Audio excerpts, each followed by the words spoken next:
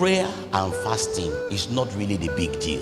There are bigger deals than prayer and fasting. There are things that represent men that God wants to see, to come into the company of men and to do what his company can do amongst men. Now, you know that I'll be the last person to talk down on prayer, and I'll be the last person to trivialize fasting.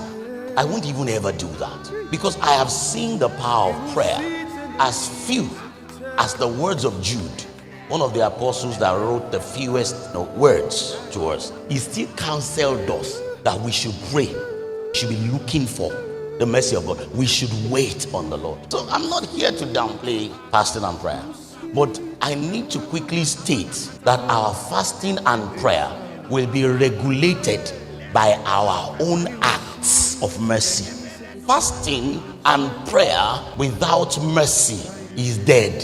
That's the first statement I want to make.